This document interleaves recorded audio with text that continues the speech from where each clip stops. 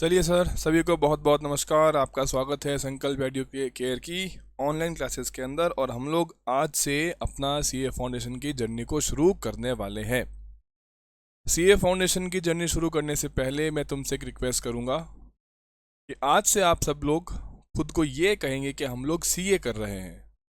क्योंकि CA foundation कर रहे हैं कहने से थोड़ा सा ऐसा फील होता है कि आपका विज़न इतना बड़ा नहीं है, क्योंकि सीए कोर्स एक बहुत बड़ा कोर्स है।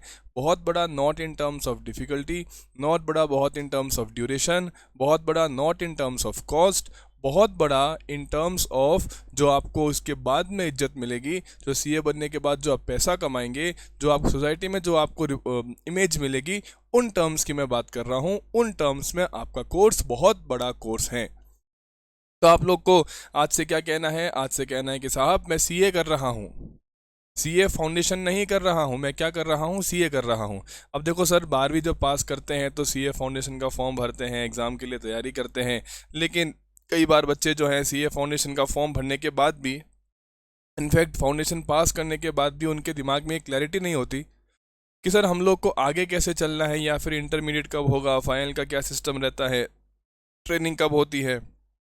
तो मैं अपने आज के पहले लेक्चर के कुछ स्टार्टिंग के मिनट्स, मान के चलिए 10 to 15 मिनट्स में जो है, मैं आपको ये समझाने वाला हूँ कि किस तरीके से आप लोगों को अपनी सीए जर्नी कंप्लीट करनी है, कौन सी डेट को आप कौन सा पेपर देंगे, कैसे कहाँ चलेंगे, वो सारी बातें मैं यहाँ से क्लियर करूँगा। हावेवर ये इतना इन डेप्थ नहीं होगा, ये बिल्कुल ऊपर ऊपर से एक ओवरव्यू होगा कि हमारी सीए कंप्लीट होगी कब। तो ये तुम्हारे सामने मैंने एक छोटा सा स्लाइड मैंने एक तैयार की है ताकि समय बच सके। तो आपको क्लियर दिख रहा होगा कि सीए फाउंडेशन कोर्स में, सीए कोर्स में एंट्री करने के लिए हमारे पास में दो रूट होते हैं। सीए कोर्स में एंट्री करने के हमारे पास में दो रूट होते हैं। मैं पहले फर्स्ट रूट की बात कर लेता हूँ। फर्स्ट रूट अपना है सीए फाउंडेशन, जिसकी हम लोग प्रिपरेशन करने वाले हैं। सीए फाउंडेशन में वो लोग रजिस्टर कर सकते हैं जो कि 10th में अपीयर्ड है। सर ये क्या हो गया? इसका मतलब क्या होता है? अगर आप 10th क्लियर कर चुके हो तो 10th के बाद आप सीए फाउंडेशन के रजिस्टर कर सकते हो, एग्जाम नहीं दे सकते। एग्जाम वही देंगे जो 12वीं में पास हैं। अभी तुम लोग क्या हो, अभी मोस्टली जो बच्चे क्लास देख रहे होंगे वो सारे के सारे बच्चे 12th में अपीयर्ड होंगे। मैं ऐसा मान रहा हूँ कि तुम लोग सारे, कुछ और भी दूसरे हो सकते हैं, बट मोस्टली सारे बच्चे जो होंगे 12th अपीयर्ड होंगे।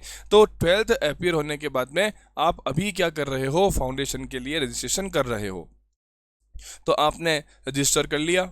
जिस दिन आप रजिस्टर करोगे उस दिन से लेके 4 महीने, कैसे सर? मान लेते हैं आप लोगों ने 1 अप्रैल 2024 को रजिस्ट्रेशन किया, तो वहाँ से लेके 4 महीने, तो भैया पहला महीना कब ख़त्म होगा? 1 मई, दूसरा महीना 1 जून, तीसरा महीना 1 जुलाई, चौथा महीना 1 अगस्त।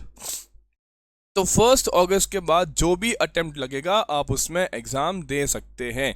मतलब ये कि सर जो सितंबर का पेपर होगा ना, उसमें आप एग्ज़ाम दे सकते हैं। तो मैं भी अपनी प्रिपरेशन सितंबर अटेम्प्ट के हिसाब से ही करवाऊंगा।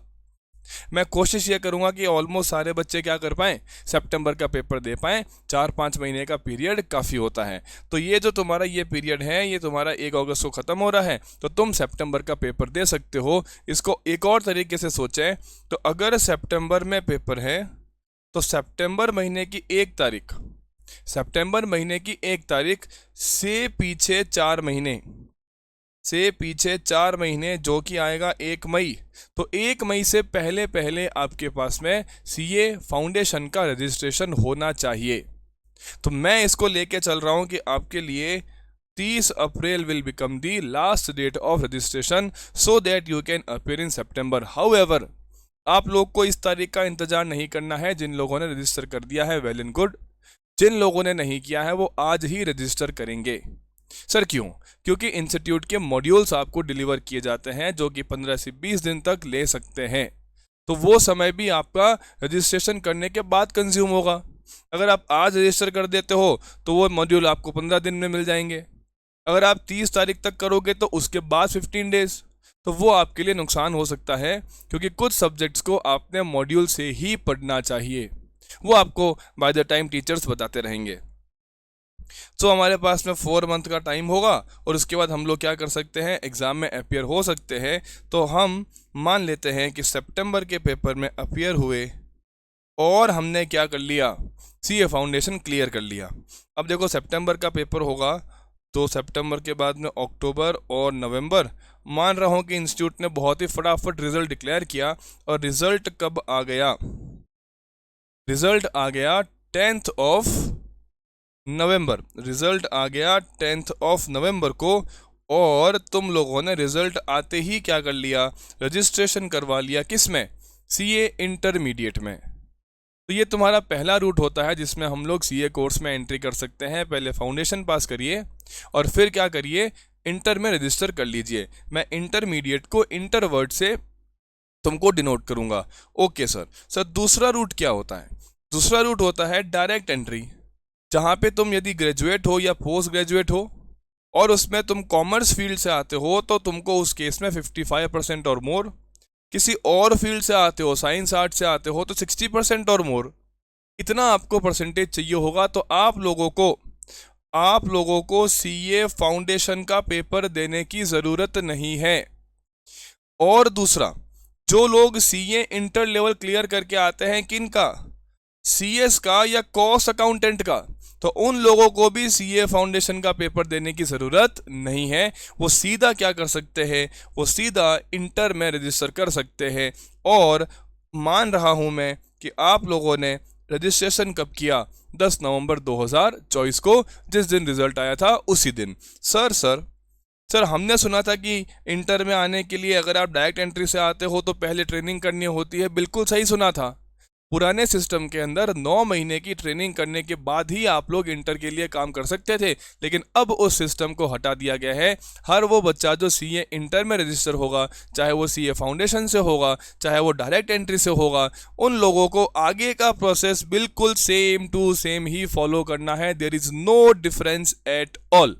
ओके सर, चलिए तो हम लोगों ने डिसाइड किया कि 10 नवंबर को हम लोगों ने रजिस्ट्रेशन कर लिया है इंटर का। उसके बाद में 8 महीने का स्टडी पीरियड आपको इंटर को देना होता है।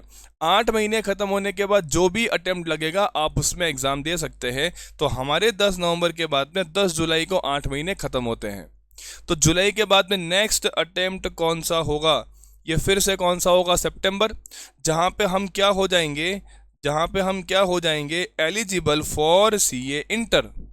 हम इस अटेम्प्ट में सीए इंटर का पेपर दे सकते हैं। और मैं ये मान रहा हूँ कि हम लोगों ने मिलकर खूब अच्छे से मेहनत करी, फाउंडेशन भी बहुत अच्छे मार्क्स से निकाला, इंटर में खूब मेहनत करी और इंटर के दोनों ग्रुप एक साथ में क्लियर कर लिए। और उसका रिजल्ट भी कब आया, सितंबर का पेपर था तो नवंबर तक रिजल्ट आता है। तो मैं मान रहा हूँ कि 10 नवंबर को उसका रिजल्ट आ गया। अब 10 नवंबर रिजल्ट जो आया इसका उसमें तुम लोगों ने इंटर क्लियर किया। अभी देखो, वैसे तो क्या होता है कि इंटर का पेपर देने के बाद में आपके पास में एक ऑप्शन हो जाता है कि एक ट्रेनिंग होती है जिसका नाम होता है ICITSS। 30 डेज का एक ट्रेनिंग प्रोग्राम है जो आपको इंस्टीट्यूट के पास में ही करना होता है। वो ट्रेनिंग आपको करनी पड़ती है। लेकिन मैं मान रहा हूँ कि आप लोगों ने वो ट्रेनिंग को सीए इंटर का पेपर पास करने के बाद में शुरू किया। तो 30 दिन की ट्रेनिंग आपने करी और 30 दिन की ट्रेनिंग कब खत्म होगी, 10 दिसंबर को खत्म होगी। बच्चे इस ट्रेनिंग को इस दौरान भी कर सकते हैं अगर बच्चों के पास सुविधा हो तो, उनके पास में मौका हो तो। मैं पास होने के बाद का एज्यूम कर रहा हूं। तो 10 तारीख से आपने शुरू किया और 30 दिन की ट्रेनिंग खत्म हुई 10 दिसंबर को। अब जिस दिन तुमने ट्रेनिंग खत्म करी, तुम उस दिन से क्या करोगे, इंटर्नशिप के लिए रजिस्ट्रेशन करवाओगे। तो मैं मान रहा हूं जिस दिन आपकी ट्रेनिंग खत्म होती है आप उसी दिन या उसके नेक्स्ट डे सीए के पास में ट्रेनिंग के लिए ज्वाइन कर लेते हो, जिसे हम लोग बोलते हैं आर्टिकलशिप या जिसे हम लोग बोलते हैं इंटर्नशिप। अब तुम लोगों ने 10 दिसंबर को ट्रेनिंग शुरू करी और वो ट्रेनिंग कितने साल चलेगी, 2 साल। 2 साल के बाद में यानी कि 10-12-25 से लेके 10-12-27 ये तुम्हारी लाइफ का सबसे बेहतरीन समय होगा। सर ऐसा क्यों, जब सीए के पास ट्रेनिंग करते हैं तो आपको समझ में आता है कि जो हम पढ़ रहे थे उसका एप्लीकेशन कहाँ है। जब आप पढ़ते हैं तो आप उसको इंटरप्रेट करते हैं। इंटरप्रेट करने के बाद में उसको जब प्रैक्टिकली अप्लाई करने की बातें आती है तो वो तुम्हारे लिए बहुत ही बेहतर समय हो जाता है। तो ये 2 साल तुम्हारे लिए सबसे शानदार, सबसे बेहतर, सबसे खूबसूरत समय होगा जहां तुम लोग प्रैक्टिकली अपने नॉलेज को अप्लाई करोगे और रियल वर्ल्ड के सामने एक्सपोजर प्राप्त करोगे। तो दो साल आपको खूब मेहनत करके ट्रेनिंग में खुद को तैयार करना है। Okay sir. देन 2027 10 दिसंबर को आपकी ट्रेनिंग खत्म होगी। ट्रेनिंग खत्म होने के बाद में 6 महीने का एक कूलिंग पीरियड आएगा। ये 6 महीने के बाद जो भी अटेम्प्ट लगेगा उसमें आपको सीए फाइनल का पेपर दे देना है। तो आपके लिए सीए फाइनल का पेपर जो है वो नवंबर 2028 में लगेगा, वो नवंबर 2028 में लगेगा। और मैं मानूंगा कि आप इस अटेम्प्ट में खूब मेहनत करके सीए फाइनल का पेपर भी निकाल लेंगे। तो मान के चलिए जनवरी के अंदर, जनवरी 2029 में आप सीए बन के निकल जाएंगे। एक सबसे इंटरेस्टिंग बात जो न्यू कोर्स में है वो ये है कि जिस दिन से आप ट्रेनिंग शुरू करते हैं और जहां तक आपके सीए फाइनल के 6 महीने जो कूलिंग पीरियड खत्म होता है उसके बीच में आप लोगों ने एक स्पेशल पेपर क्लियर करना है जिसको बोलते हैं self paced online modules. 4 module आपने क्लियर करने पड़ेंगे, set A, set B, set C and set D.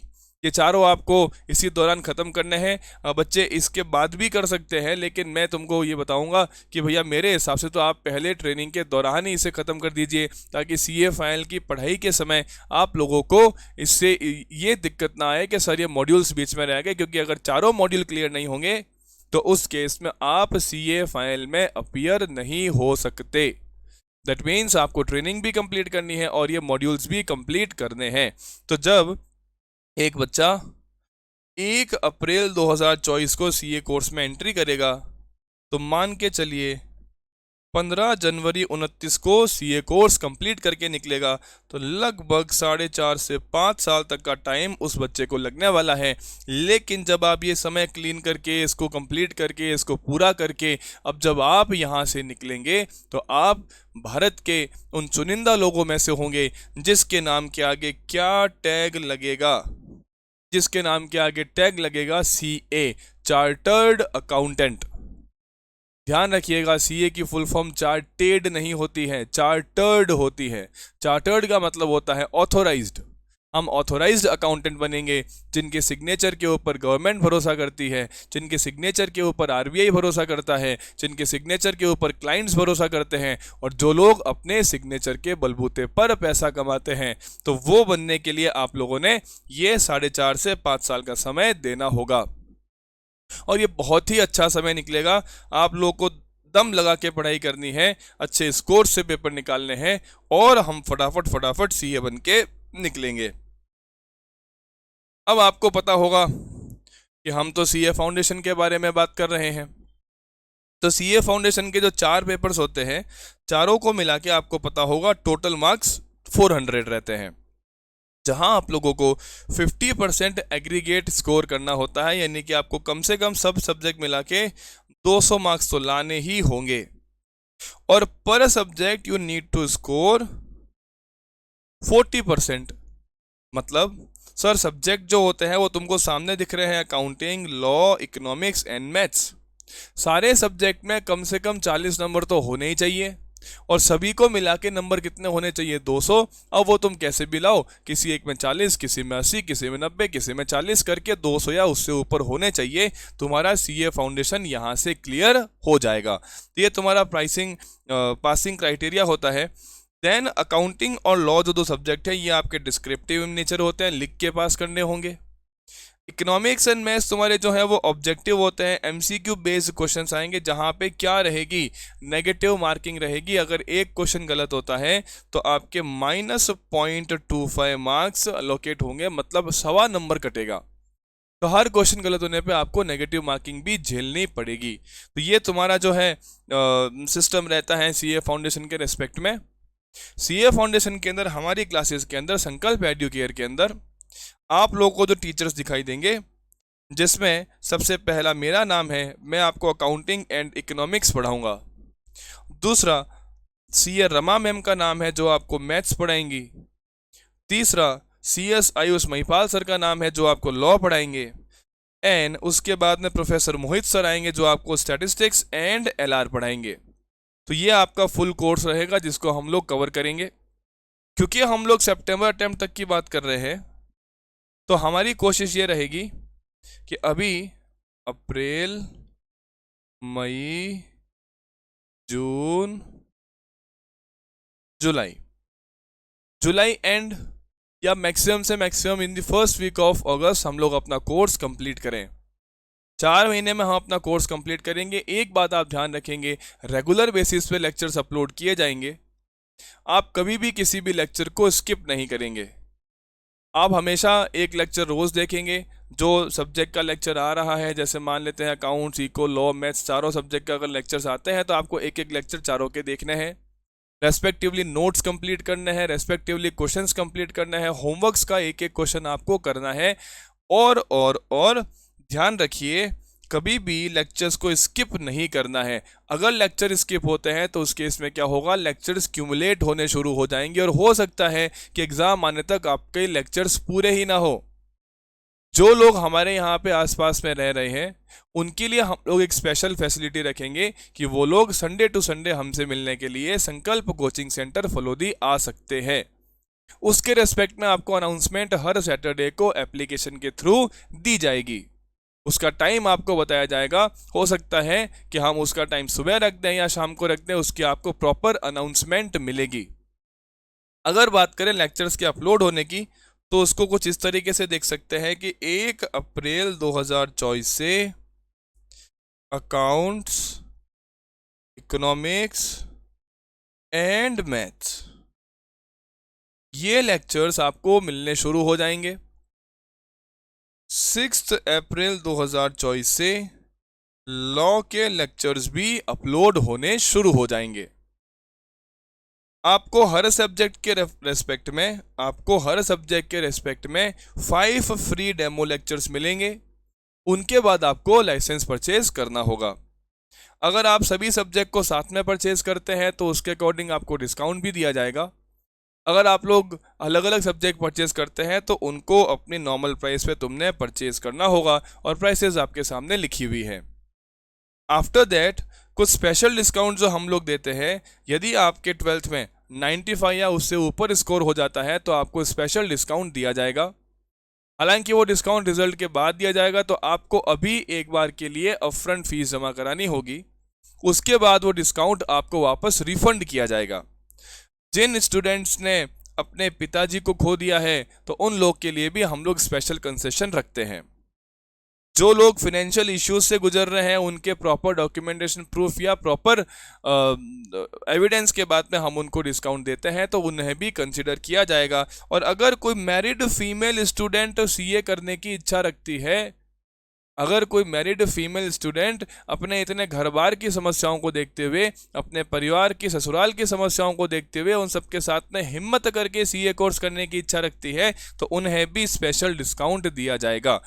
मेरे ये फ़ोन नंबर है, एनरोलमेंट के लिए आप इस पर मैसेज कर सकते हैं, कॉल कर सकते हैं। डाउट्स के लिए भी आप इस पर कॉल मैसेज कर सकते हैं। मैं हमेशा अवेलेबल रहता हूँ। यदि मैं आपका कॉल नहीं पिक करता हूँ तो उस केस में आप मुझे व्हाट्सएप ड्रॉप कर दीजिए, मैं मैसेज देख के रिस्पॉन्ड करता हूँ। तो ये तुम्हारा जो सीए कोर्स की एंट्री और एग्जिट का मामला है, मैंने तुमको बताया, और इस तरीके से हम लोग सीए बन सकते हैं। अब इसके बाद में मैं आज से सीए फाउंडेशन की अकाउंट्स के बारे में आपसे कुछ बातें करने वाला हूं। लेकिन उससे पहले मैं आपको अपने इंस्टीट्यूट द्वारा जारी किया गया सिलेबस दिखाना चाहता हूं। तो ये है तुम्हारा सीए फाउंडेशन का सिलेबस, जहां आपको इंस्टीट्यूट ने हर चीज़ को वेटेज के साथ में बताया है। सर ये हमें कहाँ मिलेगा? ये सारी चीज़ें अपनी इंस्टीट्यूट की साइट ICAIBOS पर अवेलेबल हैं। आप गूगल सर्च करिए, वहाँ से आप सब कुछ चीज़ें ढूंढ सकते हैं। मैंने यहाँ पे सिलेबस आपके सामने ओपन किया है, जहाँ फाउंडेशन कोर्स की हम लोग बात कर रहे हैं, और मैं पहले पिक कर रहा हूँ अकाउंटिंग, क्योंकि ये जो लेक्चर रिकॉर्ड हो रहा है वो अकाउंटिंग का ही रिकॉर्ड हो रहा है। नेक्स्ट लेक्चर जो आपके सामने आएगा वो इकोनॉमिक्स का आएगा, और इकोनॉमिक्स का लेक्चर जो होगा उससे पहले हम इकोनॉमिक्स का सिलेबस भी देखेंगे। ओके सर, अभी चेक करिए सर हमारे कोर्स में क्या क्या है। सबसे पहले हमारे कोर्स में है थ्योरेटिकल फ्रेमवर्क, जो थ्योरी होती है अकाउंट्स के रेस्पेक्ट में। सर अकाउंट क्या होता है, कॉन्सेप्ट्स क्या है, प्रिंसिपल्स क्या है, कैपिटल रेवेन्यू एक्सपेंडिचर्स, ये सब तुम लोग वैसे 11th में पढ़ के आते हो।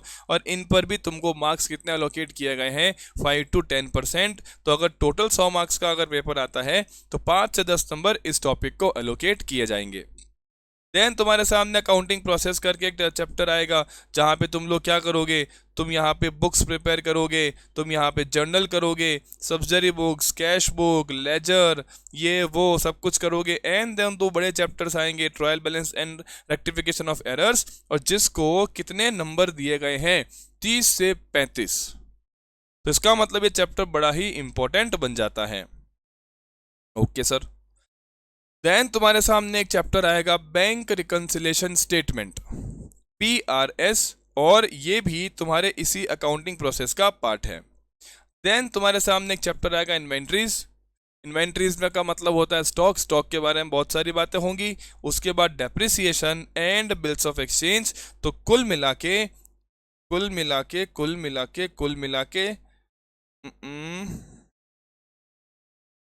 32-35 मार्क्स, 1 2 3 4 5 चैप्टर्स को दिए गए हैं। Okay sir, 1 2 3 4 5। ओके, चलिए उसके बाद में चैप्टर तुमको दिखेगा preparation of final accounts. Final accounts में 11वीं में बनाते थे, लेकिन 11वीं में अपने कोर्स में केवल नॉन मैन्युफैक्चरिंग एंटिटीज ही होती थी।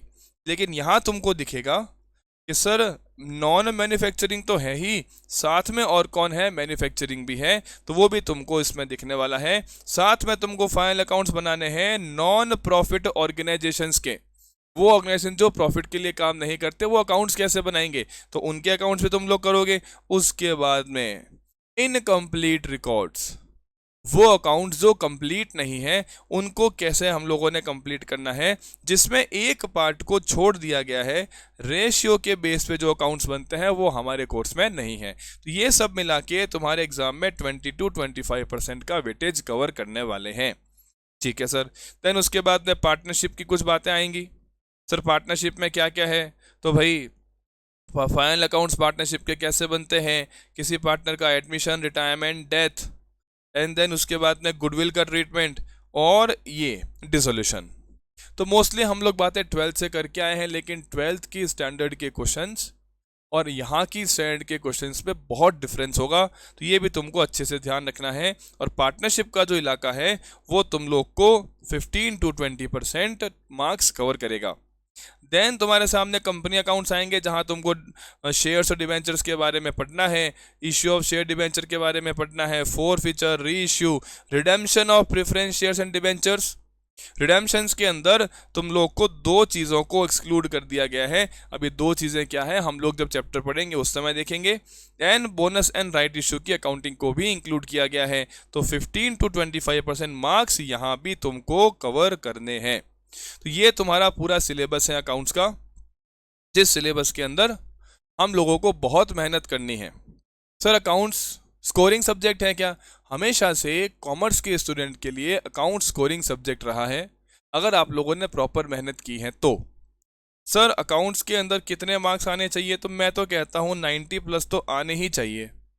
90 की तैयारी करोगे तो 80 क्रॉस करोगे, 80 करोगे तो 70 करोगे, 70 करोगे 60 करोगे। इस तरीके से तुम्हारा रेशियो चलता रहता है, वेटेज चलता रहता है। तो हम कोशिश करेंगे 90 क्रॉस करें, और इसी तरीके से हम लोग सभी सब्जेक्ट में मार्क्स स्कोर करते हुए एक बढ़िया सा मार्कशीट को बनाने की कोशिश करेंगे। तो ये तुम्हारा पूरा सिलेबस है अकाउंट्स का।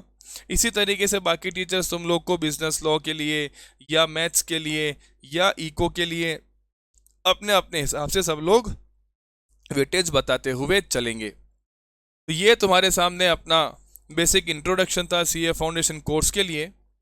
जो भी इंफॉर्मेशन मुझे तुम्हें पहले देनी चाहिए थी मैंने तुमको प्रोवाइड की है। 5 दिन तक आपको सारे लेक्चर्स देखने हैं। 5th डे के बाद में आपने निर्णय लेना है कि आप हमसे जुड़ना चाहते हैं कि नहीं जुड़ना चाहते हैं, क्योंकि समझ में आना बहुत ज़रूरी है। अब हम लोग ऑफिशियली सीए फाउंडेशन कोर्स में एंट्री कर रहे हैं। सर आप पहले चैप्टर कौन सा पढ़ाओगे? मैं शुरू करवाऊंगा bank reconciliation statement, bank reconciliation statement. Sir ये चैप्टर क्या है सर? ये हमने पता नहीं कुछ किया तो था 12वीं में एटलेस, 11वीं में एटलेस एटलेस, पता नहीं सर, उस समय तो समझ में ही नहीं आया। कुछ तो करते थे। देखो समस्या ये है कि हम लोग चैप्टर को समझने की कोशिश नहीं करते, हम चैप्टर्स को सॉल्व करने की कोशिश करते हैं, उनमें से बस आंसर निकालने की कोशिश करते हैं, जो कि ठीक नहीं है। अब मैं तुमको सिंपल सी एक बात पूछूं कि सर क्या आप लोग सीए केवल क्वेश्चन सॉल्व करके बन जाएंगे? Answer is no. तुम लोग को हर कॉन्सेप्ट को अच्छे से समझना पड़ेगा, उसकी प्रैक्टिस भी तुमको करनी पड़ेगी। तो आज हम लोग एक चैप्टर शुरू कर रहे हैं बीआरएस, और अब से मेरी क्लासेस बिल्कुल इफेक्टिव जाने वाली हैं। सर बीआरएस होता क्या है? तो एक कहानी सुनते हैं पहले, एक कहानी सुनते हैं। एक बार क्या हुआ, एक बार क्या हुआ, क्या हुआ सर? एक बार एक अकाउंटेंट था, रामू। अकाउंटेंट था रामू। वो मेरे पास में आया, वो मेरे पास में आया। सर कहाँ आया? रामू मेरे पास में आया ऑफिस में और बोला कि सर, मुझे भी तो है, ठीक है जैसे भी है। तो रामू ने बोला कि सर, मैंने बोला हाँ रामू, कि सर मेरी बैलेंस शीट को चेक करिए। मैंने बोला क्या हो गया? बोले सर बैलेंस शीट को चेक करिए, बैलेंस शीट को आपने ऑडिट करना है। बोला हाँ भाई ठीक है, हमारा काम है, गवर्नमेंट ने पावर दी है तो करेंगे ऑडिट। तो हम लोगों ने डिसाइड किया कि हम बैलेंस शीट को ऑडिट करेंगे, और मैंने बैलेंस शीट को चेक करना शुरू किया। मैंने बैलेंस शीट को बहुत ही अच्छे से एक एक फिगर को चेक किया, बिकॉज जहां आपकी सील लगती है आप लोगों ने बहुत ही गहराई से उस चीज़ को देखना होता है। आप ऊपर ऊपर से वेरीफाई नहीं कर सकते। आप लोग को क्या करना होता है? आप लोग को सब कुछ चेक करना होता है, बहुत बढ़िया तरीके से चेक करना होता है। तो मैं चेक कर रहा था भाई। चेक करते करते मुझे दिखा कि सर रामू का जो जो बैलेंस शीट वो लेके आया है, उस बैलेंस शीट में 5,400 रुपए का, 5,400 रुपए का बैंक बैलेंस है।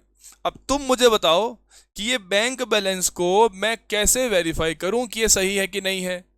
तो मैंने रामू को बोला कि रामू यार, तू कुछ तो यार, मैं वेरीफाई कैसे करूं? तो तुम बताओ रामू क्या लाएगा, फटाफट से बताओ। देखो पास के लोग तुमको बोलते हुए देखेंगे तो पागल बोलेंगे तो चलेगा ना, क्या दिक्कत है? बोलना चाहिए। अगर मैं तुमको पूछ रहा हूं कि भैया बताओ कि रामू क्या दिखाएगा, तो तुम बोलो कि पासबुक दिखाएगा। तो रामू क्या लाएगा? रामू बैंक से पासबुक लाएगा, और मैं चेक करूंगा कि पासबुक में बैलेंस कितना है।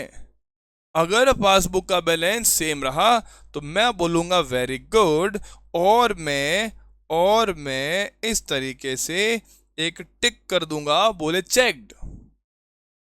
क्या बोलूंगा? चेक्ड, बिल्कुल सही है, कोई प्रॉब्लम नहीं है।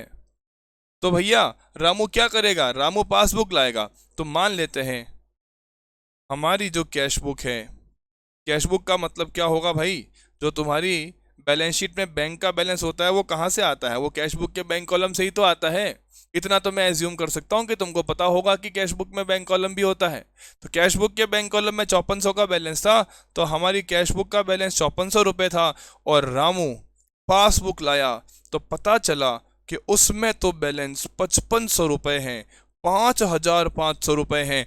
ये देखते ही मेरी आंखों से एकदम ही खतरनाक तरीके से गुस्सा दिखाई देने लगा कि रामू तो मेरे साथ में फ्रॉड कर रहा है, तू मुझे गलत बैलेंस शीट चेक करवा रहा है, जबकि बैलेंस बैलेंस तेरा जो बैंक का है वो पासबुक में कितना दिख रहा है? 5500 रुपये।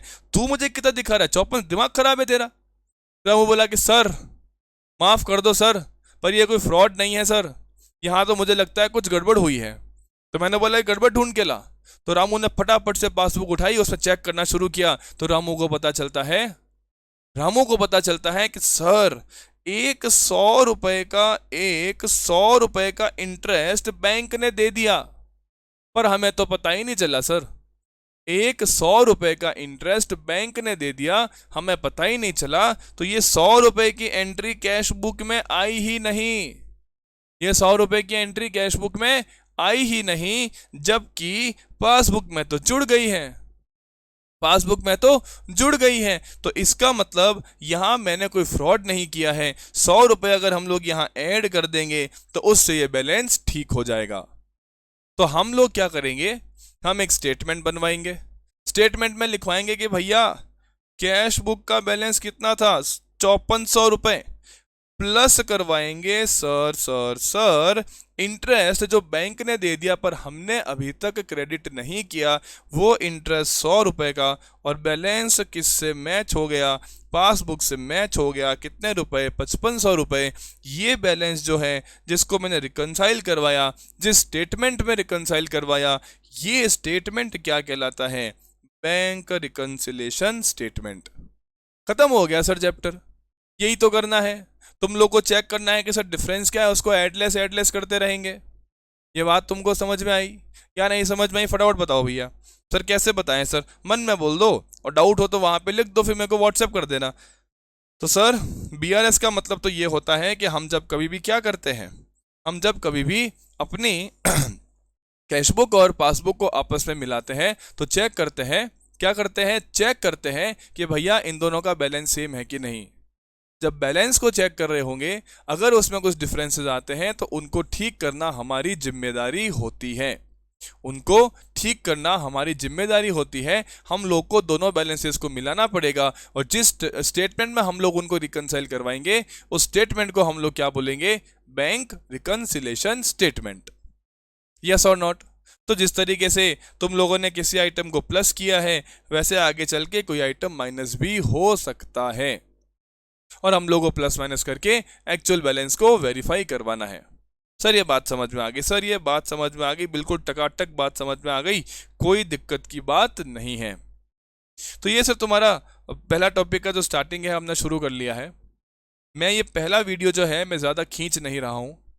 नेक्स्ट वीडियो जो मैं बनाऊंगा, जो तुमको आज ही देख लेना है ऑन दी फर्स्ट क्लास, क्योंकि जो पहला पार्ट मैंने तुमको बताया है, जो अपना 25 to 30 मिनट्स का पहला पार्ट था, उसके अंदर हम लोगों ने जो पूरा सीए कोर्स को डिस्कस किया है, देन हम लोगों ने सीए फाउंडेशन के मटेरियल को देखा है कि भैया हम लोग को क्या क्या क्या क्या पढ़ना है, अकाउंट्स के उनके वेटेज को देखा है, हमने अपना फीस स्ट्रक्चर देखा है, और अब हम लोगों ने बीआरएस के बारे में थोड़ा सा हिंट ले लिया है। तो अब जो नेक्स्ट वीडियो बनेगा उसमें मैं प्रॉपरली बीआरएस के नोट्स लिखवाऊंगा, क्वेश्चंस करवाऊंगा और बहुत सारी ऐसी ट्रिक्स शेयर करूंगा जिससे कि तुम्हारा चैप्टर एकदम योर टिप्स पे आ जाएगा और तुम उसके अंदर पूरे में से पूरे मार्क्स ला पाओगे। तो ये वीडियो मैं यहीं पे एंड कर रहा हूं। आपका बहुत बहुत धन्यवाद। आगे का वीडियो भी ज़रूर देखें और अपने चैप्टर्स को आज से ही शुरू कर दें। Thank you.